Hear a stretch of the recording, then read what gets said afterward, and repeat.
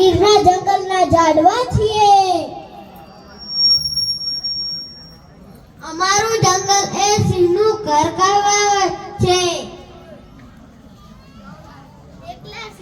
એકલા સિંહનું ઘર ના કહેવાય. પક્ષી પ્રાણી બધા એટલે મોજથી રહે છે. અમારા સાધુઓની જવાબદારી તમારા માણસોની જ કહેવાય છે. અમે છાયો આપીએ છીએ. અમે ફળો આપીએ છીએ. અમે વરસાદ લાવવામાં મદદ કરીએ છીએ. હવે વાહ. અમે જુદી જુદી દવાઓ આપીએ છીએ. અમે જમીનનું ધોવાણ થવા દેતા નથી. અમે ઘર બનાવવા માટે ને ઘરનું ફર્નિચર બનાવવા માટે ઉપયોગી છીએ. અમે જીવન આપીએ છીએ. રાઈટ. મને ઓળખ્યો? હું કોણ? હું વડલો. હું વડનું ઝાડ છું. હું ભારતનું રાષ્ટ્રવૃક્ષ છું. માયા ટીટા ખાધા છે. માયા ટીટા બાળકો ખાય છે અને તેનાથી રમે પણ છે. મારી વડવાઈ પકડીને બાળકો હિંચકા પણ ખાય છે. મારો છાંયડો ગરમીથી રક્ષણ આપે છે. હું વધુ ઓક્સિજન આપું છું એટલે ભારતના લોકો મારી પૂજા કરે છે. મને ઓળખ્યો? હું પીપળો. વડની જેમ હું પણ વધારે ઓક્સિજન આપું છું. ખબર છે ને, કોરોનાની મહામારી આવી હતી ત્યારે કેવા ઓક્સિજન વગર તરફડતા હતા. હું ચોખ્ખી હવા આપું છું એટલે જ ભારતના લોકો મારી પૂજા કરે છે. મારા પાંદડાનો ઉપયોગ શણગારવામાં બી થાય છે. હું છાંયડો આપું છું. અલા, મને ઓળખી? હું કોણ? હું કેળ.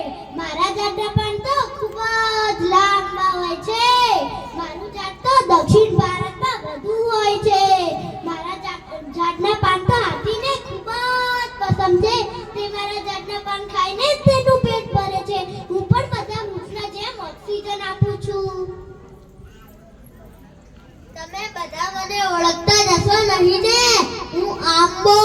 મારા ફળને કેરી કહેવામાં આવે છે. કેરી એ આપણું રાષ્ટ્રીય ફળ છે. કેરીને ફળોનો રાજા પણ કહેવામાં આવે છે. કાચી કેરીનું અથાણું, મુરબ્બો, કચુંબર બને છે અને પાકી કેરીનો રસ નળામાં નાનાથી માંડી ઘરડા બધા હોશે હોશે ખાય છે. અને પાકી કેરીમાંથી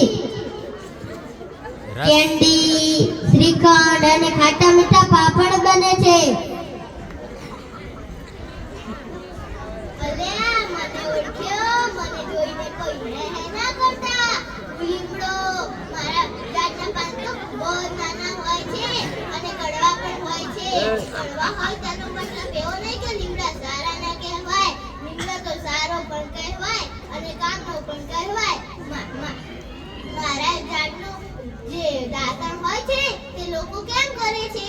કેમ કે તેમના દાંત ના સડી જાય ને એટલે કરે છે. અને મારું મોં તમે ચૈત્ર મહિનામાં પીશો તો તમે એક પણ દિવસ બીમાર નહીં પડો. અને હું પણ બધા વૃક્ષોના જેમ છાયો આપું, ઓક્સિજન આપું, પવન આપું.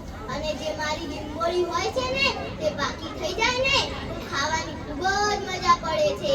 અને મારી લીંબોળીનું તો તેલ પણ બને છે. તે તેલ તમે માથામાં લગાવશો તો તમારા માથામાં ધૂળો નહીં પડે. મને ઓળખ્યો? હું કેસુડો.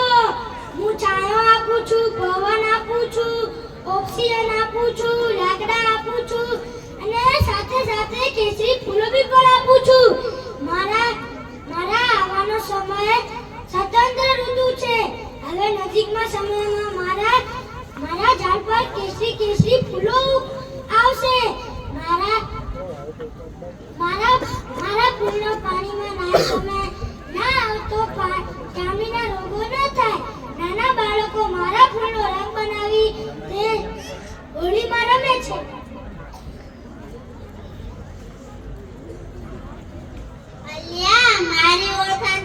પડે છે. હું કોણ? હું આંબળાનું ઝાડ. મારા ફળમાંથી વિટામિન સી મળે છે અને જો તમને મારો રસ પીશો ને તો તમે વહેલા ઘડા થશો નહીં. અને મારી બહેનો, તમે મારા રસથી જો માથું ધોશો ને તો તમારા વાળ લાંબા થશે. અને આમળાથી કેન્ડી, મુરબ્બો અને ઘણી બધી દેશી દવાઓ પણ બને છે. મને ઓળખ્યો? હું જાંબુડો. હું ઓક્સિજન આપું છું અને મીઠા મીઠા જાંબુ પણ આપું છું. મારા જાંબુ સારા હોય છે કે લોકોને બહુ ભાવે છે. જેના દાંત હોય તે પણ ખાઈ શકે, જેના દાંત ના હોય તે પણ ખાઈ શકે. મારા ઠળિયાનો ઉપયોગ પાવડરમાં થાય છે. પાવડર દવામાં કામ આવે છે. હું છાંયડો આપું છું. મને ઓળખી? હું કોણ? હું આંબલી. પહેલાના સમયમાં લોકો કહેતા આ ઝાડમાં ભૂત રહે છે એટલે મારું ઝાડ રસ્તામાં આવે ને લોકો દોડાદોડી કરે. તમે ડરતા નહીં, ભૂત બદલી કંઈ હોય નહીં. મારા કાતરા તો બધાને ખૂબ ભાવે છે ને. મારા ખાટા કાતરાથી તો ચટણી પણ બને છે. એટલે મારા ખાટા કાતરાના લગનમાં દાળ શાકમાં નાખવામાં પણ આવે છે. મારા ખાટા કાતરામાંથી કચુકા નીકળે છે. તે કચુકા શેકીને ખાવાની ખૂબ મજા પડે. કચુકા બહુ ખવાય નહીં.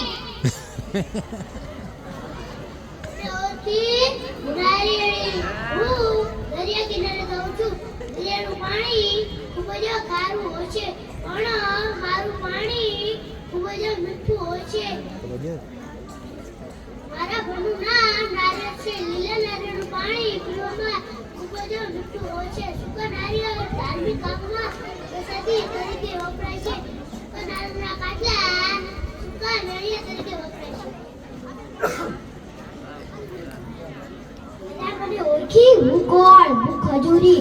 હું તો ઓછા પાણીમાં પણ ઉગી જાઉં છું અને મારા તો બે નામ છે, ખજૂર અને ખજૂરી. અને મારા પાંદડામાંથી તો સાવેડા પણ બને છે અને હું પણ પવન દઉં છું.